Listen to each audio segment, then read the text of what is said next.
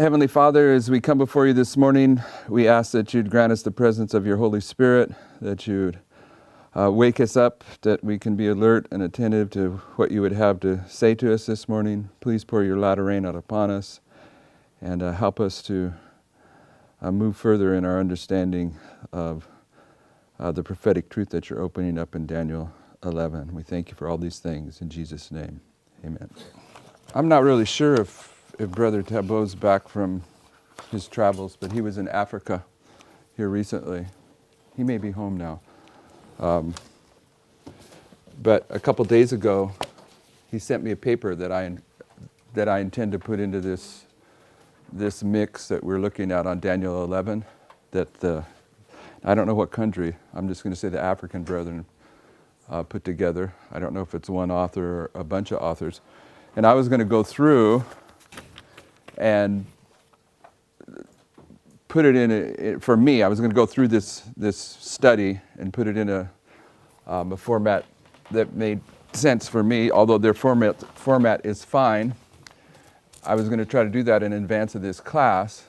But then he told me in an email yesterday that although it wasn't intended, that this paper's made it out on the internet now, so it's public. And from what I understand, it was a paper that everyone was supposed to look at and, come to do some fine tuning if necessary. And so we're going to start fine tuning it right here, okay? And it's very profound, okay? Very profound, and it takes up the other verses that we haven't looked at in Daniel 11. Not all of them, but some of them. So I'm gonna read it, and we'll take it point by point. It's pretty self-explanatory. At this point, what they do is that they'll take a verse. This is the format of this paper, and then they go type. They take the verse, then they'll have a subtitle that says type, and they'll go usually to Uriah Smith and quote Uriah Smith's comments on that verse. And then under that, they'll have that subtitle anti-type, and they'll present how they understand it applies for us today, okay? And you'll get it, unless I kick it around, and don't hold that against them. So go to Daniel 11:23. This is, when we came back, this has always been I've always wondered many years wondered where to put the League of the Jews, but now we have such good information about what's going to take place in these sequence of events here at the end that it seems much easier. Somebody want to read verse 23 of Daniel 11? Let's start in the back. Brother Vadim, will you read verse 23 of Daniel 11 loud and clear?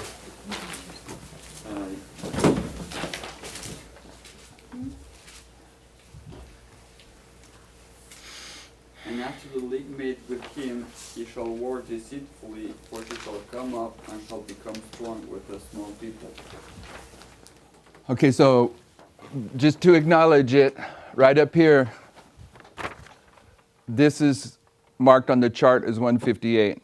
But Uriah Smith, and they're going to quote Uriah Smith here. They put the verse in place. Now they're going to read Uriah Smith, but he's going to say 161. And there is even a place in Daniel and Revelation where he says 162, but predominantly, I don't know if it's a typo or why he says it, or I've never figured out why he says both things. But predominantly in his work, it's 161. I'm not arguing that it's a discrepancy, but we're not dealing with that. Okay, here's Uriah Smith from Thoughts on Daniel Revelation, page 271 and 72. And they've put the verse in place, the League of the Jews. Now they're going to read what they're calling the type, okay, when he gives the overview of the history that fulfilled this verse. Having taken us down through the secular events of the empire to the end of the 70 weeks, and you know what that means, right? That in verse 22, okay, the verse before it, It says, and with arms of a flood shall they be overflown from before him. This is talking about Tiberius, and Christ is crucified in the time of Tiberius. And shall be broken. Tiberius is going to be broken, and also the prince of the covenant. So what Uriah Smith is saying here is these verses coming down to verse 22 take you all the way to the end of the 70 weeks. Takes you to the crucifixion of Christ, and it's just implied that it takes you all the way to the stoning of Stephen and even probably the destruction of Jerusalem. But this is Uriah Smith. Having taken us down through the secular events of the empire to the end of the 70 weeks, the prophet in verse 23 takes us back to the time when the Romans became directly connected with the people of God by the Jewish League, BC 161. From which point we are then taken down to in a direct line of events to the final triumph of the church and the setting up of God's everlasting kingdom. The Jews, being grievously oppressed by the Syrian kings, sent an embassy to Rome to solicit the aid of the Romans and join themselves in a league of amity and confederacy with them. And then he quotes the same, Josephus' same references on the chart. The Romans listened to the request of the Jews and granted them a decree, couched in these words. And I emphasize that word decree because when he's going to quote the historical record, it's also going to say decree. So whatever this is representing at the end of the world, one of the characteristics is going to be a decree of some kind.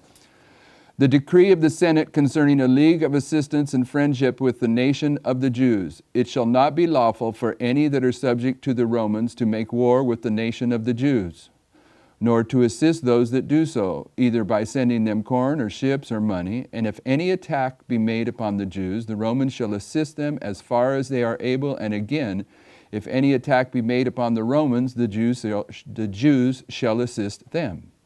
And if the Jews have a mind to add to or take from this league of assistance, that shall be done with the common consent of the Romans. And whatever addition shall thus be made, it shall be of force. This decree, says Josephus, was written by Eupolemus, the son of John, and by Jason, the son of Eleazar, when Judas was high priest of the nation, and Simon, his brother, was general of the army.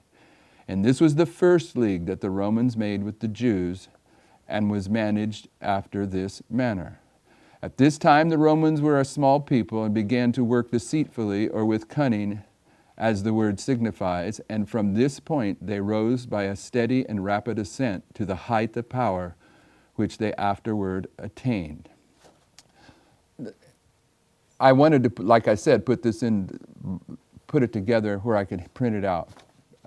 It'd be nice if you were reading this. I get that. It's going to be hard for you to remember all the little details of what Uriah Smith said in these two chapters, which they're saying the type is. And then they have a bullet point that says, Jewish League entered into in 161 BC initially. The chart says 158, so they acknowledge that. And it's interesting where Uriah Smith's quoting from Josephus. It says, and this was the first league that the Romans entered into or made with the Jews. So maybe that's part of the answer, is that from 161 to 158, there's more than one league. Okay. But anyway, I've heard people make that argument. So here's the antitype. This is where it gets interesting. And it says, the Adventist Church enters into a league or confederacy with the government of the United States at midnight. So if this is correct, then we're going to mark the league with the Jews in verse 23 at midnight at the Battle of Raphia. Okay, so that's the contention that they're making. This is the sign of the abomination of desolation that precedes the siege at the midnight cry. Another witness for this confederacy is Naboth's vineyard, where Jezebel, apostate Protestantism, works with the elders of Naboth's own city, Adventism, to have him killed for condemning the image of the beast. Okay, everyone know that story? You see the parallel they're drawing? The reason for this confederacy is God's people were being oppressed by the Syrians. The Syrians oppressed God's people at midnight. If this if applying the Jewish League at midnight is accurate, the reason the Jews in history appealed to the Romans to form a confederacy was because they were in a losing war with the Syrians. And I think, but correct me if I'm wrong, I was trying to explain this history to Kathy in the car the other day. Maybe someone can help me. I might have two Jewish histories mixed up. But you know the Jewish history where they were up on the plateau and there was no way to get to them and they had to build the wall. And the Jews remember that time as a really faithful stand. They end up all dying up there in the holdout. What was the name of that? Masada. That's what I thought. I told her, I says, I think they named the Mossad after that. Masada. Yeah, but I think the Mossad's named after that. And I know it's Masada, but was this the war? Am I also incorrect or correct in thinking that this was the war that was going on where they appealed to the Jews? Or is this later history? No one knows that? But in any case, I think at some time I've heard that. But maybe not. But When you read verse 23, and it said, when they shall work deceitfully, that's where most of the pioneers placed 158, that they started to corrupt the league that they made in 161.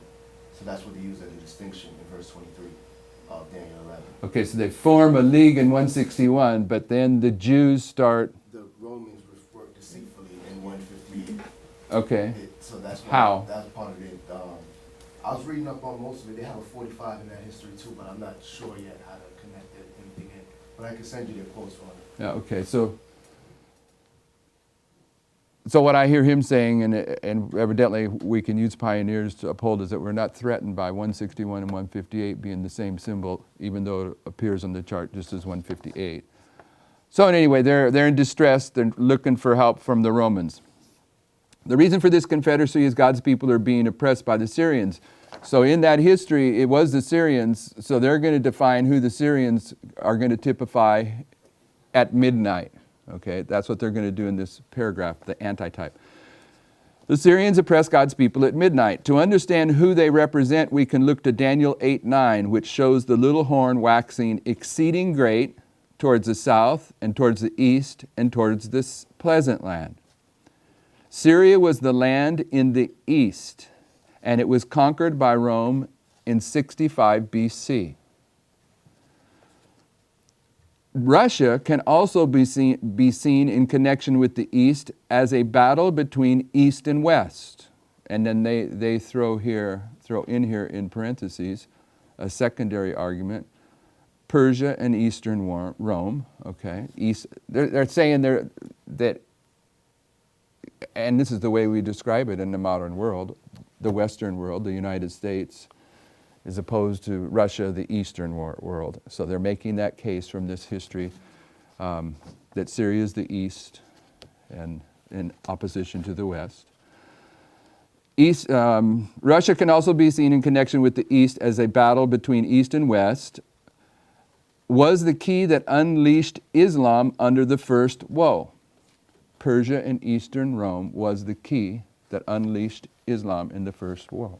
Your answer to your question, the siege of Masada was from 73-74 CE, and that was one of the final events in the first Jewish-Roman war.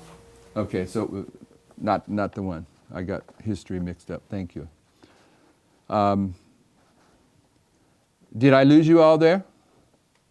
You remember that in the first war you have a long drawn out war between Persia and Rome, and that long drawn out war is the key that brings Islam into history. Does everyone know that? Okay, so that war if you're going to symbolize that war with directions, that was a war between East and West. Okay, and they're making that case. The same took place during the Cold War, where Russia in the East opposed the United States in the West. And the Cold War, specifically the Afghan War from 1979 to 1989, was the key which empowered radical Islam to strike at 9/11. Hence, the Syrians that oppress God's people at midnight typify the Russians. You get it? You follow their logic? You want me to read that paragraph again without any comment? Because we want to, if they got any light in here, we want to keep it. But if there's something that needs to be fine-tuned or just outright rejected, we want to do that. The Adventist Church enters into a league or a confederacy with the government of the United States at midnight. This is the sign of the abomination of desolation that precedes the siege at the midnight cry. Another witness for this confederacy is Naboth's vineyard, where Jezebel, apostate Protestantism, works with the elders of Naboth's own vineyard, Adventism, to have him killed for condemning the image of the beast. The reason for this confederacy is God's people were being oppressed by the Syrians. The Syrians oppress God's people at midnight. To understand who they represent, we can look to Daniel 8:9, which shows that the little horn waxing exceeding great towards the south and towards the east and towards the pleasant land. Syria was the land in the east, and it was conquered by Rome in 65 BC. Russia can also be seen in connection with the east as a battle between east and west. Persia versus Eastern Rome was the key that unleashed Islam under the first woe. The same took place during the Cold War, where Russia is the East opposed to the United States in the West. And the Cold War, specifically the Afghan War from 1979 to 1989, was the key which empowered radical Islam to strike at 9/11. Hence, the Syrians that oppress God's people at midnight typify the Russians. Seems to fit to me. I have a question about some minor questions about that I don't even need to bring in, that don't, they just distract from their conclusion. Okay, I don't know that, as I remember, I won't go there. About Naboth's vineyard, I still think how they're using it is correct, but I'm not so sure that I would express the overview of Naboth's vineyard the way they did. Okay, now they continue on. This can also be seen in Daniel 11 and 12, which identifies that after defeating the United States at midnight, the king of the south, represented by Russia, shall be lifted up at Raphia. Okay. Now, what did I? This can all but, which identifies that after defeating the United States at midnight, the king of the south, represented by Russia, shall be lifted up. And you remember what that means. When the king of the south was lifted up after defeating the king of the north in that history, he goes down to Jerusalem and he wants to make an offering in the sanctuary. His heart's lifted up. The lifting up of the heart is this desecration of the temple. And then he also brings about a really severe persecution of the Sabbath keepers in Egypt when he returns home. So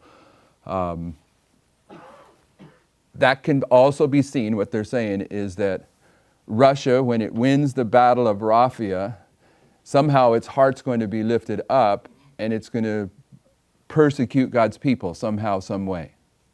Okay? Or be involved with it or be the catalyst for it. Okay, so now they go to, they quote Daniel 11 and 12. And the king of the south shall be moved with choler, Russia shall be moved with choler, and shall come forth and fight with him, the United States, even with the United States. And he, the United States, shall set forth a great multitude, but the multitude shall be given into Russia's hand. And when he hath taken away the multitude, when Russia has taken away the multitude, when he's defeated the United States, his heart shall be lifted up, and he shall cast down many 10,000s, but shall not be strengthened by it. In the literal history, the lifting up of the heart in pride led to the king of the south, Ptolemy Philopator, a pagan king, to seek to enter the most holy place of the Jewish temple, something no pagan king was permitted to do. The most holy place is where the ark is located, which contains God's law. God's law is the basis of true religion. But whoso looketh into the perfect law of liberty and continued therein, he being not a forgetful hearer, but a doer of the work, this man shall be blessed in his deed. James 1:25. James 2:12, so speak ye and so do as they that shall be judged by the law of liberty. When Ptolemy was repulsed, he initiated a persecution against the Jews in which many 10,000s perished. As I've been going through this so far, this is one paragraph where I agree with what they're saying, but I don't agree with I'm not sure that what they're describing as the motivations, I don't know if it works. The conclusion works, but this is the one paragraph I'm still struggling with, so pay attention. I wished I had it in front of you, but I don't. I will get this Where do you in find front. it on the internet? I don't know. Tabo told me it's out there, and I didn't have a reason to worry about it because I have it in my... When Ptolemy was repulsed, he initiated a persecution against the Jews in which many 10,000s perished. Thus an event is brought to view in which Russia will pass laws or pursue a course of action that constitutes an affront to religious liberty. And brothers and sisters, if you're not aware of the laws that have been passed in Russia over the past few months about religious liberty, you haven't ever heard such restrictive religious liberty laws, okay? And Tanya may, people from that part of the world keep track on that. She may be able to give you an overview, but it's really, and it's only been happening here recently, okay? You can't worship unless you have a license. There has to be a state-sanctioned church, and there's rules. All the priests and pastors, etc., have to be licensed, and the state can revoke it at any time. Yeah, and you can get arrested for witnessing. Yeah, if you don't have a license, you can't witness Yeah. or preach. Yeah. And I agree with that, but the conclusion they're going to draw about that, I see your hand, the conclusion they're going to draw about that, I'm not so sure that it fits. No, I've gotten calls from Allah that told me that she can't even call her parents and talk about religion because they... Where's Allah from? Allah, from Russia. Okay.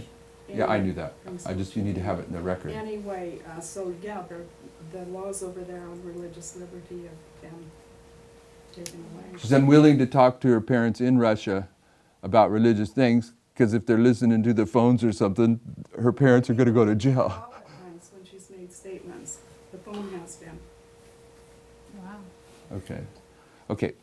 Thus an event is brought to view in which Russia will pass laws or pursue a course of action that constitutes an affront to religious liberty. These laws will be oppressive to Adventists and possibly other denominations and will lead them to seek the aid of the U.S. government. This is the part that even though I'm seeing that Russia defeats initially the United States, I'm having a hard time seeing that it is such a complete defeat that Trump's still there as the president of the United States, but Russia's getting to implement these laws into the United States. I'm having a hard time seeing that part, but it doesn't change the conclusion about what they're saying. And maybe they're right, because I've been wrong lots of times before. Yes? They're saying in the United States or Yes. in Russia? No, in the United States, because they know that it begins in the United States. I'll read it again. These laws will be oppressive to Adventists and possibly other denominations and will lead them to seek the aid of the U.S. government.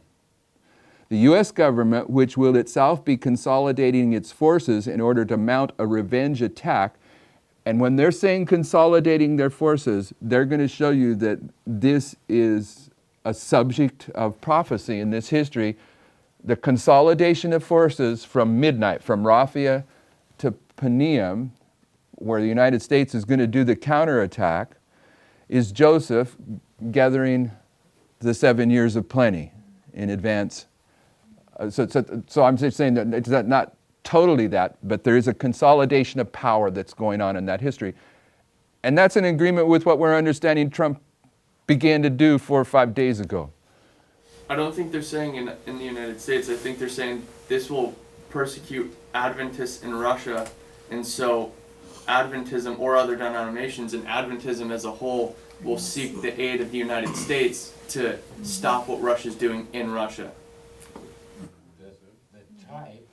Perhaps they're saying that, but the issue is that at midnight, apostate Adventists are going to go to the government of the United States along with the apostate false priests, and that threefold union is going to come and bring pressure upon the wise priests. So the issue begins in the United States. I'm not denying that Russia's doing that, but they may not be saying it, but it seems to me they're familiar with this scenario about what happens at midnight.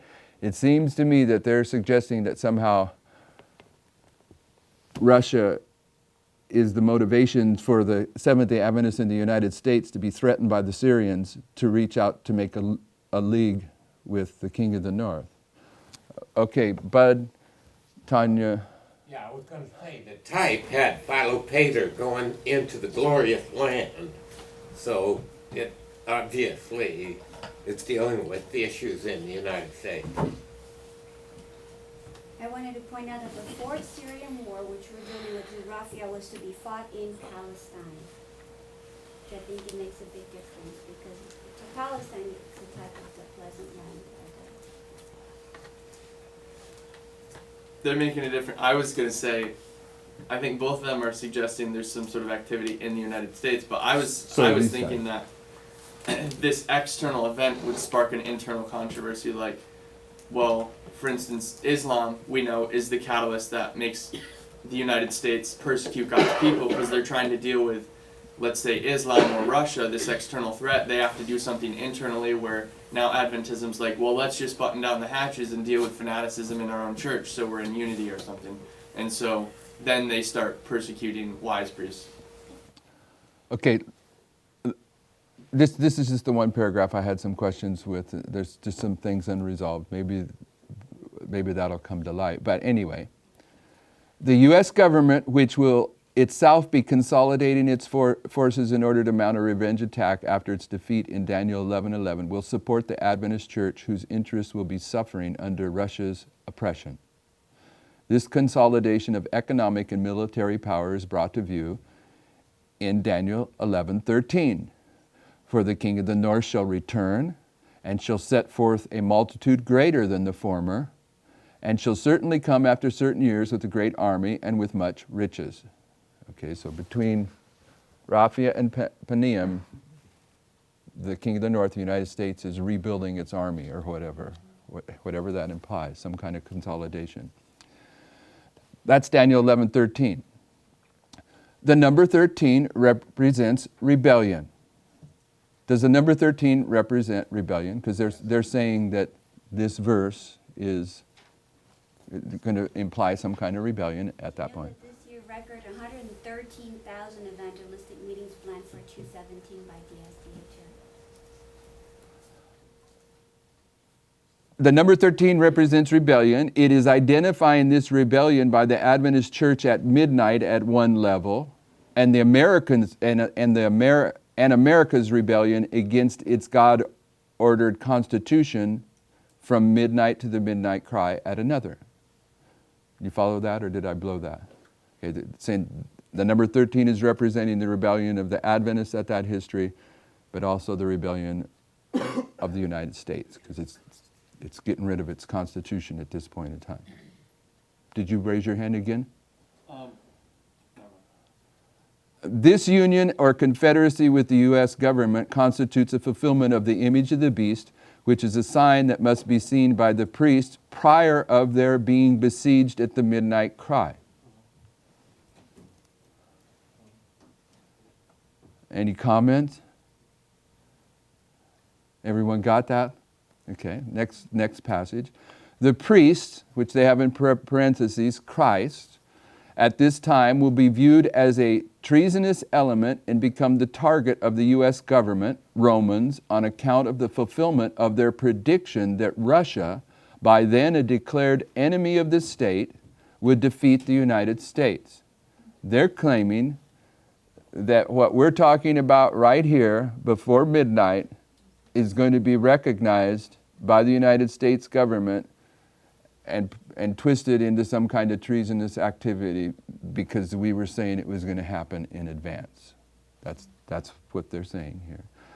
This persecution will take place in union with the Adventist conference structure, the Jews, and the foolish priests, Judas. These foolish priests are being prepared to fulfill the role of Judas by the false latter-rain message that begins to bind them off before midnight. An element of this false latter-rain message is a rejection of the truth that the king of the south in Daniel 11:5-16 is Russia. The U.S. government The Adventist organization and the foolish priests make up the threefold enemy that oppose God's people at midnight. Now, this is as a side note, okay?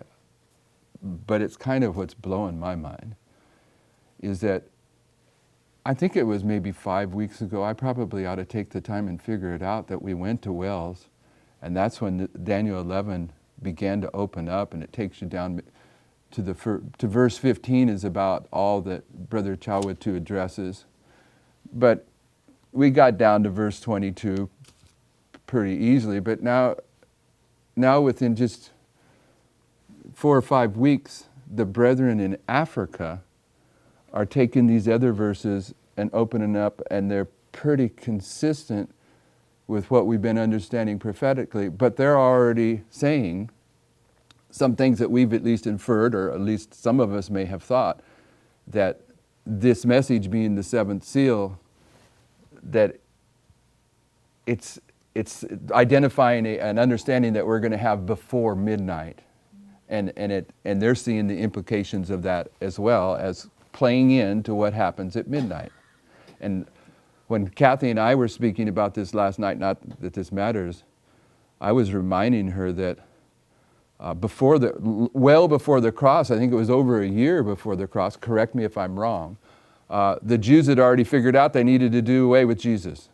Okay? It was way before they arrest him. The point being is, well before midnight, the Adventist church has already figured out they got to deal with these people that are teaching this message. Therefore, I would suggest that the Adventist churches we're already on this message, this movement's already on their radar, okay? But also, the government of the United States is already on the radar.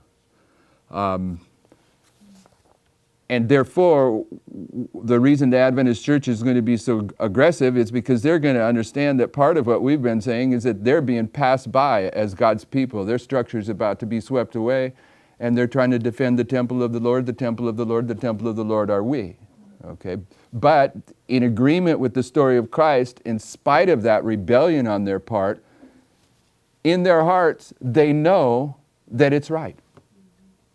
They knew. There's no way they didn't know that Christ was performing those miracles, raising people from the dead. They knew it. They just continued on in their rebellion.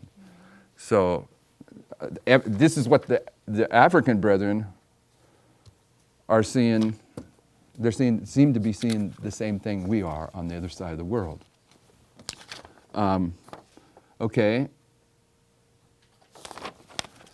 At midnight, the king of the north is described as becoming strong with a small people. When viewed in the light of the history of the French Revolution, the consolidation of wealth and power in the hands of a small elite is brought to view. The history of the French Revolution is present truth. Much of the dynamics that led to the revolution are currently at play, and the revolution itself is repeated at midnight, while the reign of terror is repeated at the midnight cry. You all follow that logic? You know that the French Revolution gets started because of a populist movement, just like Trump, okay? And anyway, they're going to quote from Education 228. At the same time, anarchy is seeking to sweep away all law, and on the way here this morning, there's like 4 or 5 cities in the United States are having protests. You know what they're having protests over this morning? And pretty much these protests, I think, qualify as anarchy.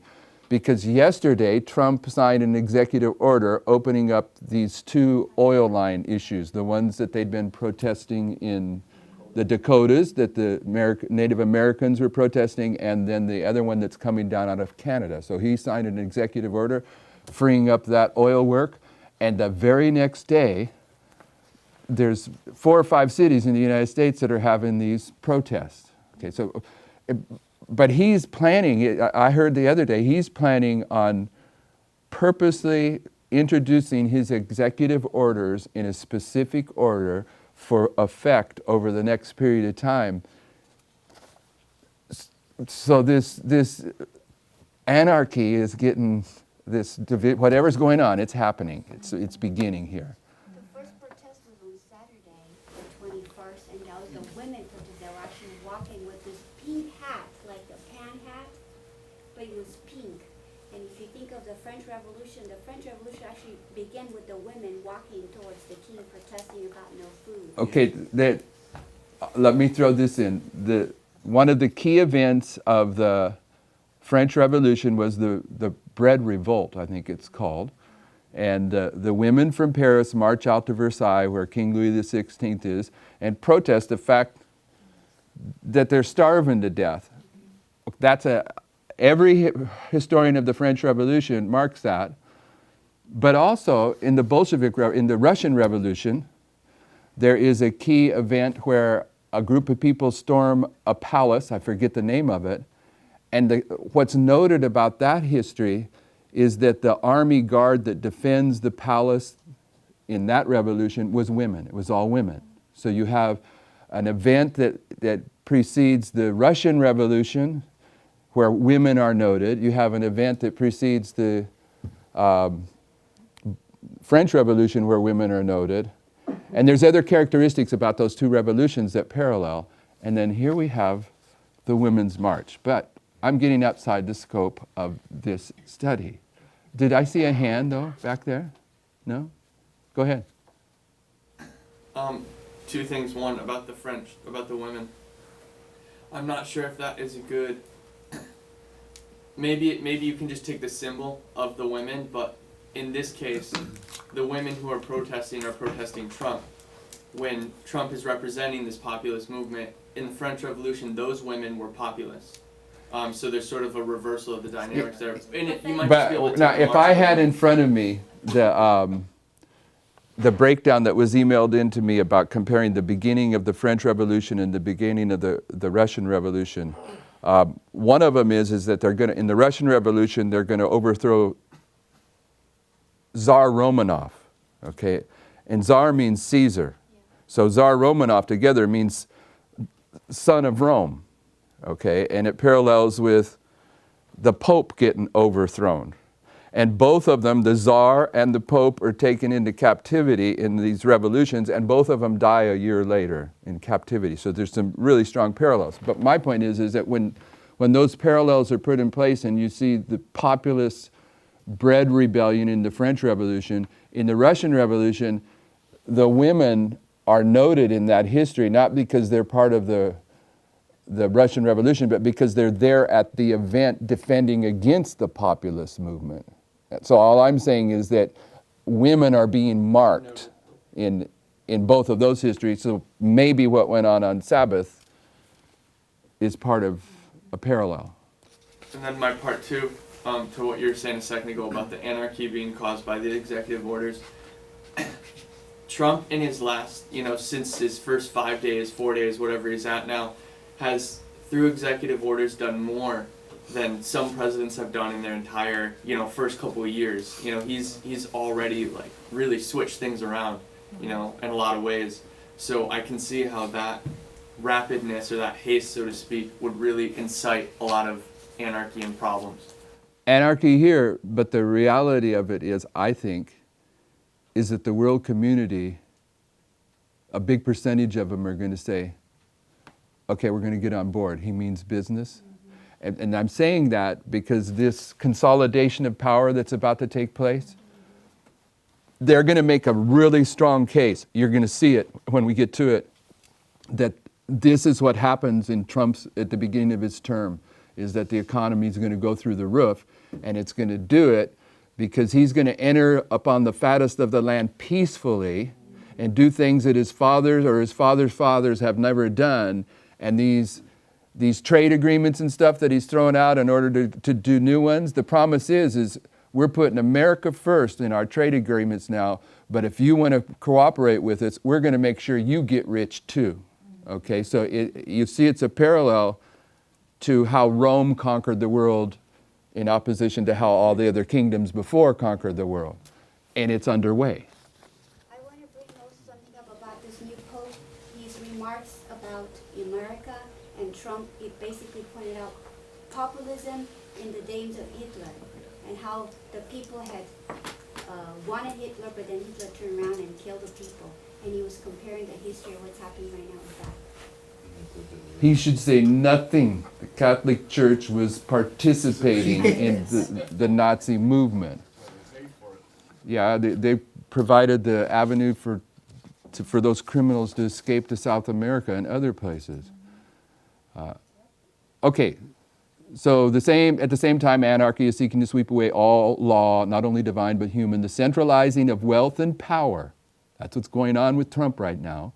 The vast combinations for the enriching of a few at the expense of many, the combinations of the poorer classes for the defense of their interests and claims, the spirit of unrest, of riot and bloodshed, the worldwide dissemination of the same teachings that led to the French Revolution, all are tending to involve the whole world in a struggle similar to that which convulsed France. Education, page 228. This is them now. This consolidation of wealth that leads to the crisis typifying the French Revolution takes place between midnight and the midnight cry. This is also Genesis 41, where all the wealth of the United States is consolidated and centralized in the hands of Joseph. He shall work deceitfully. This rebellion against the Constitution will be accomplished through deceit. They're saying the deceitfulness in our history is that Trump's going to do away with the Constitution, and we know that. He reaches a point where he's a dictator, but he's going to use the crisis that's happening, the war with Russia, to implement these things, and that's what they're saying. He shall work deceitfully. This rebellion against the Constitution will be accomplished through deceit. Flattery and deceit are characteristics of Tiberius, who in the prophetic line, and you got to get this, of Tiberius, who in the prophetic line of the 4 Roman emperors typifies Donald Trump. We've already put that in place, okay? So now they're ready to take up verse 24, okay? But before we take up verse 24, let me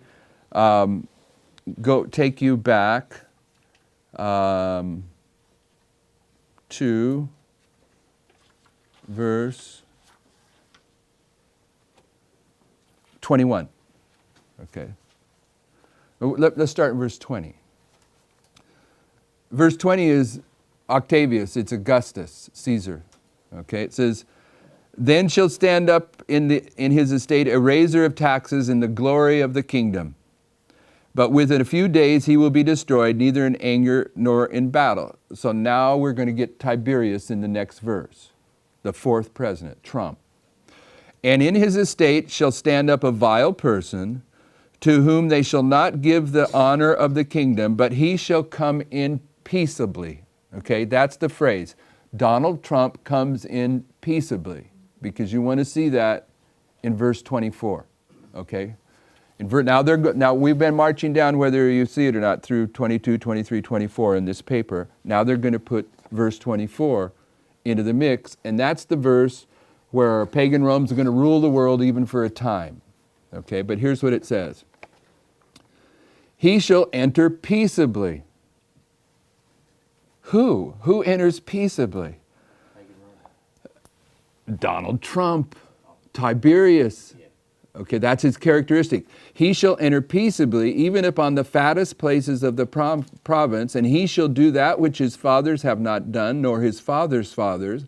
He shall scatter among them the prey and the spoil and the riches. Yea, and he shall forecast his devices against the strongholds, even for a time."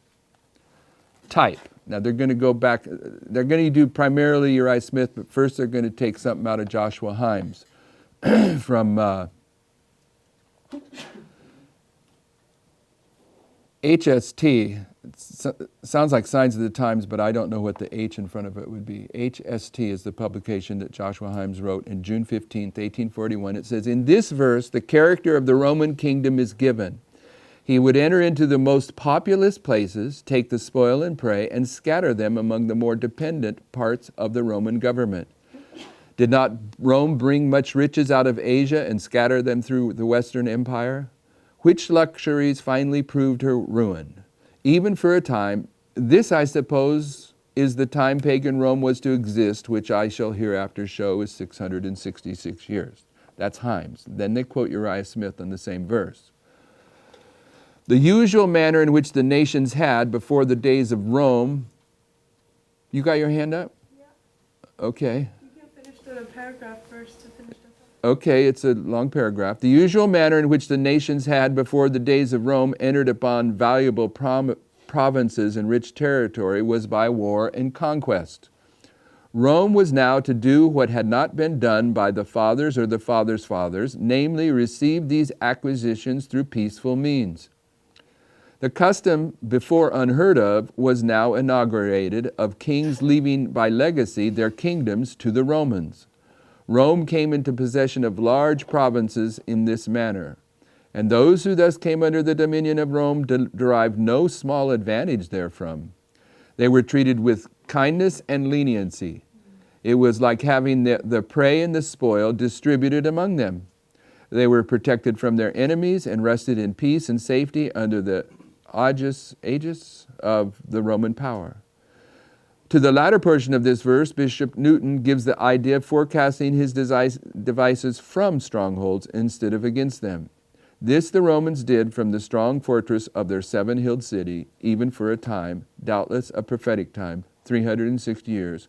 From what point are these years to be dated? Probably from the event brought to view in the following verse. That's Thoughts on Daniel and Revelation, page 273. I have a question on verse number 24 when it says that he shall do what his fathers and his fathers' fathers have not done. My question is, would that make him in one line of thought the third generation? Because it says he shall enter peaceably, and we see that Trump enters peaceably right before midnight, where we mark the third stage. Or, yeah. Do you see what I'm saying? Yeah, I see what you're saying, but I don't get it. You're saying that the third stage from 9/11 to midnight is the weeping of Tammuz, but it can be 4 generations of progressive destruction. But you're saying because it's fathers and fathers' fathers.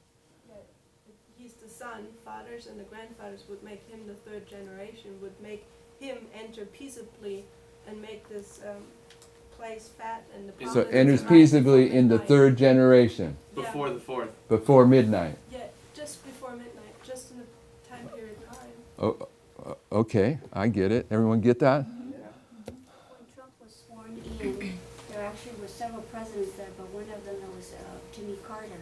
And Jimmy Carter was president in 1979, when basically the Afghan war took place. So it's interesting that pretty much they were all present, and then Trump swore on Lincoln's Bible, and this other man, Pence, had sworn on Ronald Reagan Bible, open on 2 Chronicles 7:14.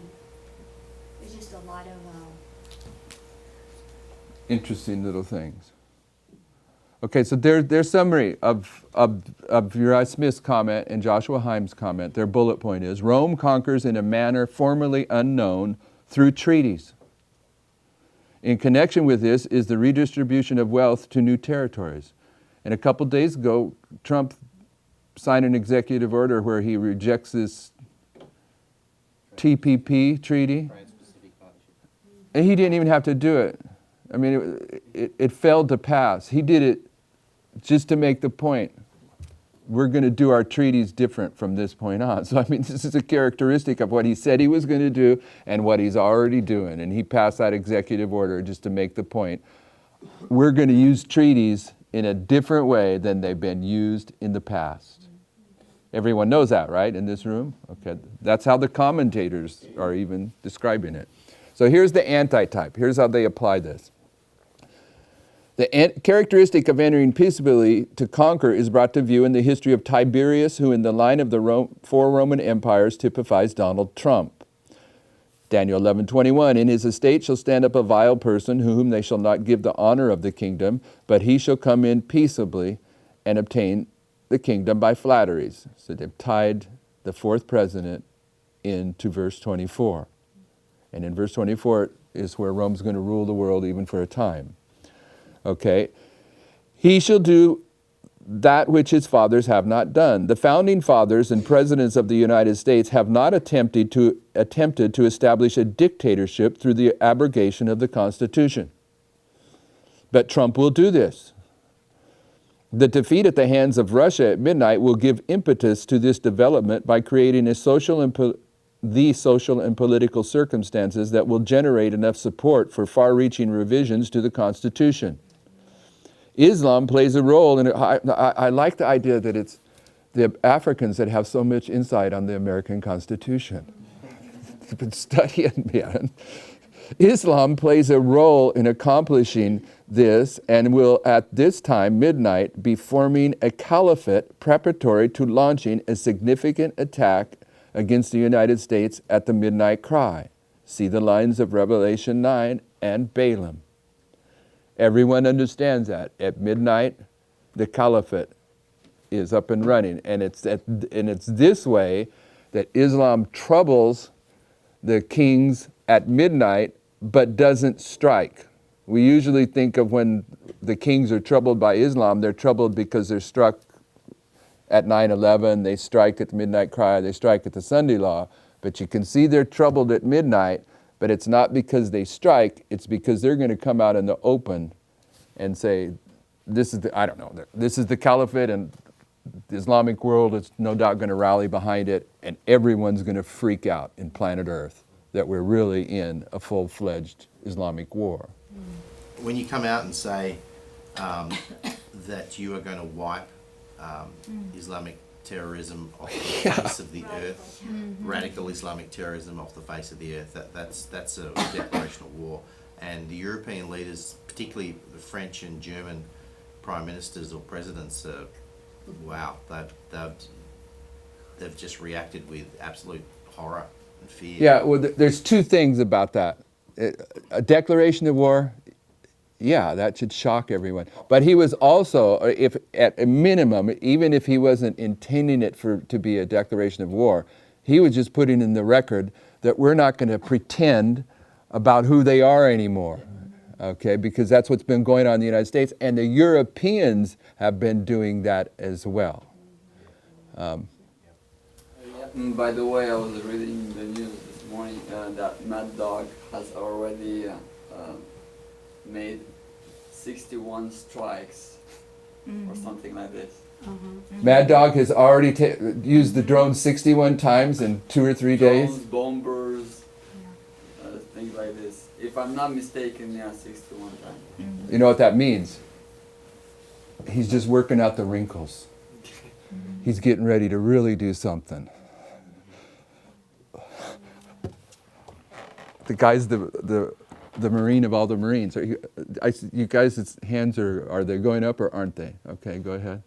They say that, I don't know, it's not necessarily a statistic, but it's a thought that for every bomb you drop in Islam, in an Islamic country, for every person you kill, you're making 10 more martyrs later, because when you drop a bomb on someone's house, you just kill the family, and so you're actually giving strength to that movement.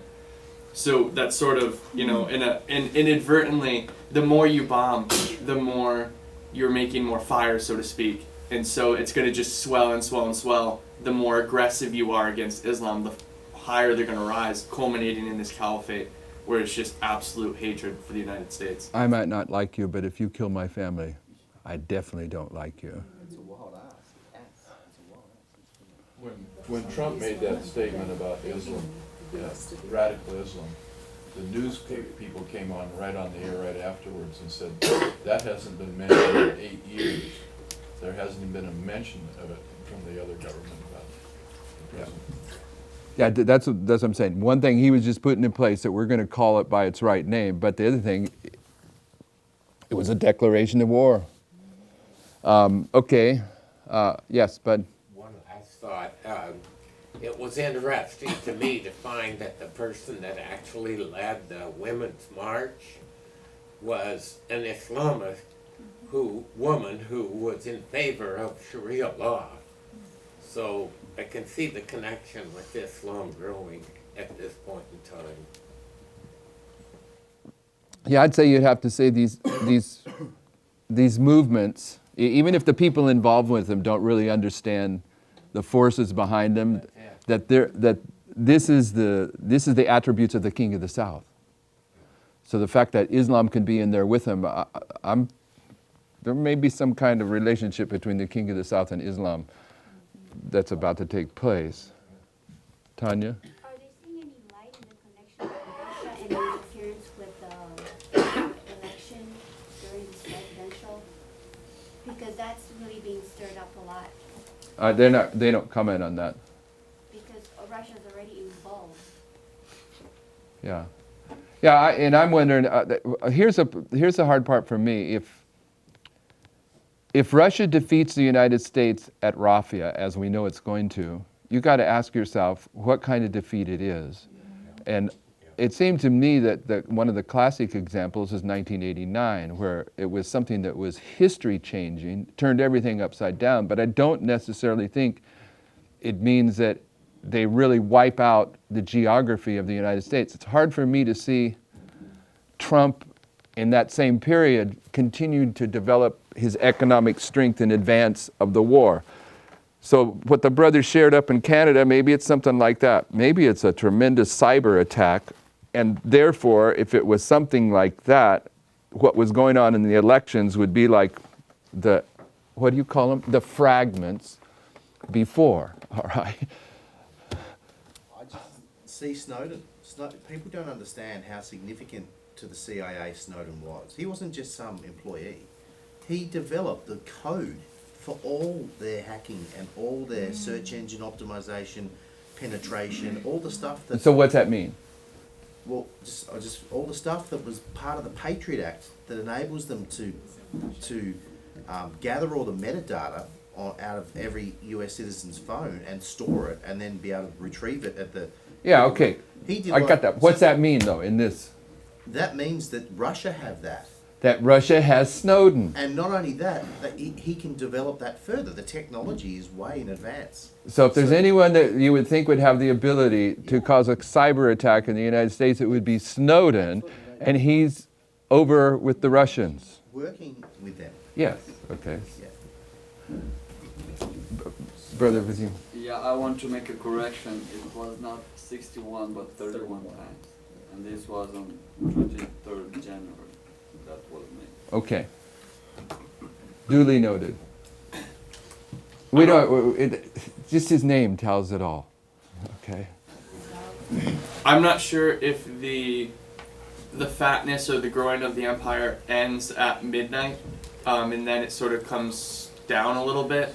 I think that's something we have to nail out, because a cyber attack or a actual hot war kind of thing would be something that would really be a detriment to the U.S. economy. And so the only thing that seems, if the growing of the empire continues through midnight, then the only thing I could really see it be as like a loss in a proxy war.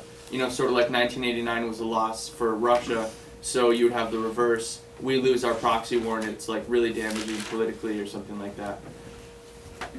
Yeah, that's unresolved. Does it have any significance that all of these protests that are happening are being funded by one man? Yeah. Yeah, Soros? Yeah. Yeah. Yeah, probably, I'm sure it does. Let's move on to at least get through their thought. And I don't even remember where I left off. Okay, the caliphate. All right. He shall scatter among them the prey. This is a further commentary on the economic order spoken of in verse 23. In the first or historic fulfillment, Rome distributed its wealth amongst the provinces that came under its control. This was an incentivized control system that promoted cooperation on the part of the captured parties.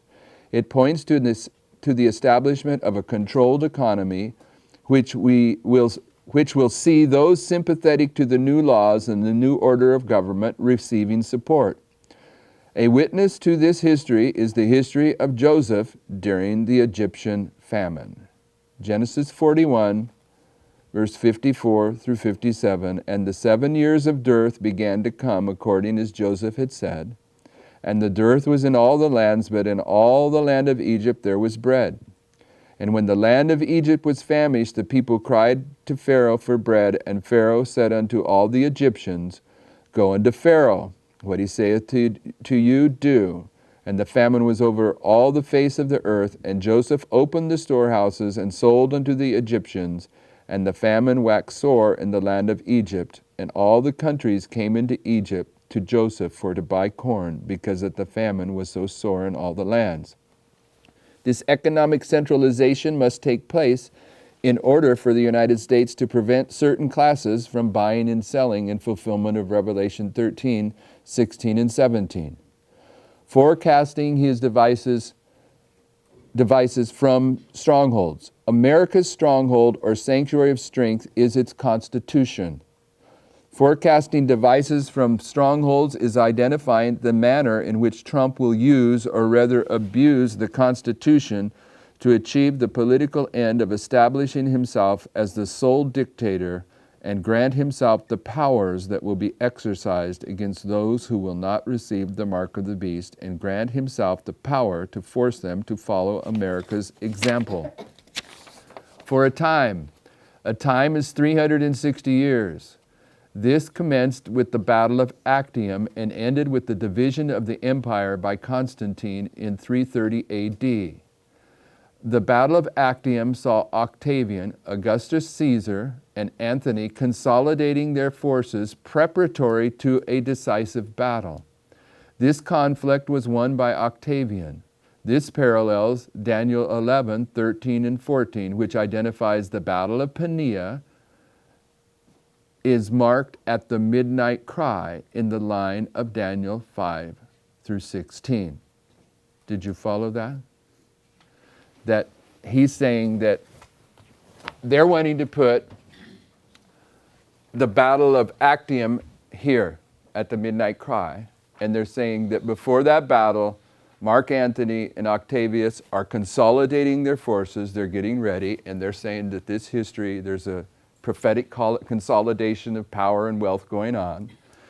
So here at the Battle of Actium, Octavius is the king of the north, but Mark Antony is the king of the south. Okay? But here, Mark Antony's going to lose. Okay, so this is the retaliation that takes place by the United States against Russia at Panium, and therefore now they're putting this as also as the Battle of Actium, which was a time 360 years, taking you to the year 330, when the kingdom is divided into east and west. All right? But before 330, we know they don't bring this out, but before 330, what do we know happens? 321, a Sunday law. Okay? So they probably maybe know that, but there's other reasons to put that in place there. Where did I leave off? Okay. Now they're going to read Daniel 11:25. And he shall stir up his power and his courage against the king of the south with a great army, and the king of the south shall be stirred up to battle with very great and mighty army, but he shall not stand, for they shall forecast his devices against him. Type. By verses 23 and 24, we're brought down, this is Uriah Smith again. No, this is A.T. Jones. No, this is Uriah Smith, and then there's a paragraph by A.T. Jones. This is Uriah Smith I'm reading here, commenting on verse 25. It says, by verses 23 and 24, we're brought down this side of the league between the Jews and the Romans, BC 161, to the time when Rome had acquired universal dominion. The verse now before us brings to view a vigorous campaign against the king of the south, Egypt, and the occurrence of a notable battle between great and mighty armies. Did such events as these transpire in the history of Rome about this time? They did. The war, they got a typo here. The war was between Egypt and Rome, and the battle was the Battle of Actium. Let us take a brief view of the circumstances that led to this conflict. That's Thoughts on Daniel and Revelation, page 273. And now they're going to quote from A.T. Jones, The Great Empires of Bible Prophecy. The vast power and domination of the Roman Empire for 3 centuries, which followed the Battle of Actium, have dazzled the historic eye. The Battle of Actium was followed by the final conquest of Egypt. And they're making a subtle point here that A.T. Jones is also making. The Battle of Actium is 31 BC, but Egypt isn't fully conquered until 30 BC. They're noting the distinction between these 2 dates. That conquest rounded and integrated the glorious empire. It was now circular as a shield. From that day forward, for 300 years, there was silence in the world. No muttering was heard. No eye winked beneath the wing. Winds of hostility might still rave at intervals, but it was on the outside of the mighty empire. It was at a dreamlike distance, and like the storms that beat against some monumental castle, and at the doors and windows seemed to call, they rather irritated and vilified the sense of security that all disturbed its luxurious lull. A.T. Jones was really waxing poetic there, right? Okay. So now they got some bullet points under this. War between Antony and Cleopatra, the king of the south, and Augustus Caesar, king of the north. The Battle of Actium was quickly followed by the conquest of Egypt. Octavius' victory at Actium also marked the establishment of despotism as he thereafter became the emperor of the Roman kingdom. Octavius and Antony and Lepidus had formed a triumvirate. So Lepidus, if I'm saying that right, Lepidus, he's already dead. So when Antony's dead, Octavius is standing there all on his own.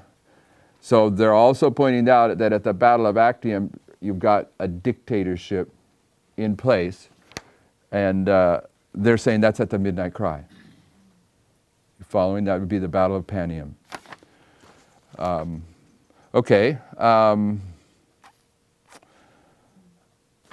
That was page 6.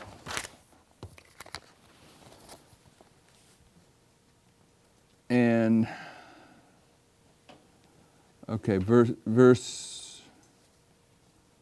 verse 26, yea, they that feed the portion of his table, king of the south meat, shall destroy him, and his, king of the north's army, shall overflow, and many shall fall down slain.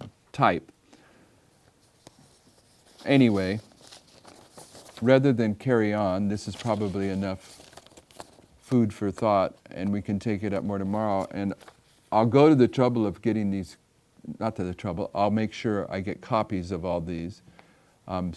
So when we finish it off tomorrow, we can be reading it together. I know this is hard to do, for me to read a paragraph and you hold all the thoughts in your head without seeing them. But are you seeing what the arguments that they're making are?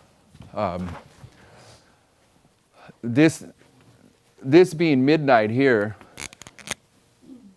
one of the things that I think is significant, if this is correct. By the way, did you follow the logic enough to at least think it through and see if you see the strength of it? Okay, so one of the things that comes in my mind is, as they said, the light of this, what I'm calling the seventh seal, this confirmation of Daniel 11:40-45, just before probation closes at midnight, that it's not simply light that is settling us into, a sealed experience before the door closes, or however you want to talk about it, what it does to us internally as Christians. But this light is going to be recognized by the Adventist Church and the government of the United States as threatening. They're going to be upset with us before midnight hits. When midnight hits and they see, hey, what these guys were saying is true. The sedition, treason, going to be an easy call to make when the United States is reeling from whatever happened at that battle. And they said in there, I believe they said in there, that even the foolish virgins are opposed to the information, to the unsealing of Daniel 11. Yes, they're seeing that too, is that this light here, and it has to be that, to me it has to be that way. This is the logic, this is the final light. It's going to cause separation, I almost said it in a way that would cause an unnecessary stumbling, perhaps, but it's going to bring the crop to maturity so the harvest can take place here. Okay, but there's two crops. And I'm not so sure that what I'm going to say is accurate, but it makes sense to me. And the way I'm going to try to show this, the way I'm going to try to show it is there's places where Sister White speaks about when power's coming down from above, there's power coming from beneath. She talks about two powers coming at the same time, one from above, one from beneath, and she does it more than once. In this history, I'm saying this is the outpouring of the Spirit that was typified by the midnight cry. The midnight cry outpouring of the Holy Spirit, the seventh seal, it concludes when the door is closed. So I'm saying there's an outpouring of the Spirit. And I'm not talking about former or latter rain, just talking about at the basic level, that this message of Daniel 11 produces an outpouring of the Spirit that is bringing the wise priests to perfection. But I'm going to argue personally at this point that there's also the weeping for Tammuz. There's a false outpouring. It's not the same outpouring that's going on that the foolish priests are receiving in advance of this. I'm not trying to deny that at this point at Paneum, then you're going to see the foolish priests going out and doing some kind of work. I'm not denying it. I believe that. But in here, this is where we're being tested right now. What they're saying and what I'm understanding, we're being tested by this message in advance of midnight. And the logic for me is if we're unwilling to see this truth, if it is true, and unwilling to present this truth, then to me the logic is that you're disqualifying yourself from presenting these truths in this history, the predictions. This is like a fragment of the upcoming prediction. If the idea of fragment is the right way to say it, okay, it sounds all right. So we can see it happen in history. Just at the prophetic level, you can see the Lord opening this up rapidly opening it up. Any other comments? The military bases on the day of the inauguration had to remove Obama's picture as the chain of command, and the official portrait of Trump hasn't arrived yet. So they had pictures of what some of the military bases had put up, and they have images of Trump as a imperial with the gold thing. He looked almost like Napoleon. Another one had him standing on top of a tank with almost looks like George Washington regalia with the cape standing, and he had some kind of gun in his hand.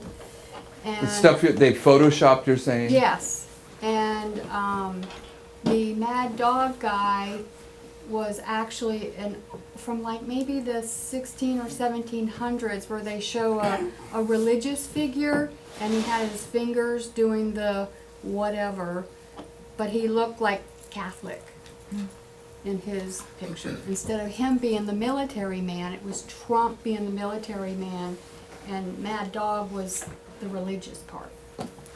Very Who's Mad Dog? He's the general. He's the general that just got put in as the Secretary of Defense. The main guy to lead out in any kind of war effort.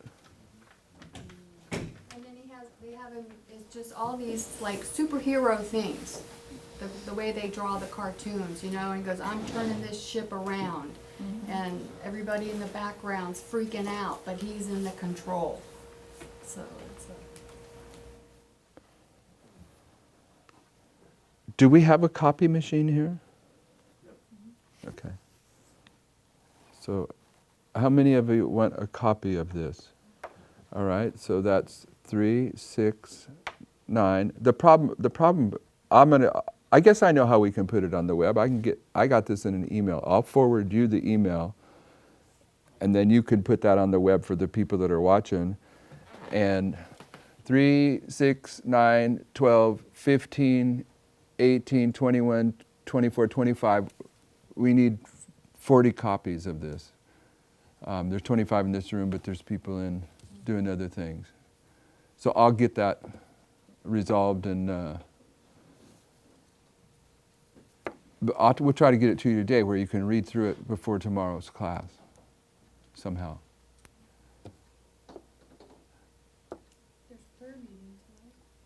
Yeah, okay. We'll try to do it by then. Then we need more, because there'll be other people at prayer meeting. Okay, so Sister Kathy, you want to have closing prayer? Heavenly Father, we thank you for your great love and mercy towards us, and we thank you for your Holy Spirit opening up these truths to us. We are truly astonished by what we're seeing, Lord, and we know our weakness and dependence upon you is ever increasing. So we ask you for grace and strength through the day and through these times coming ahead.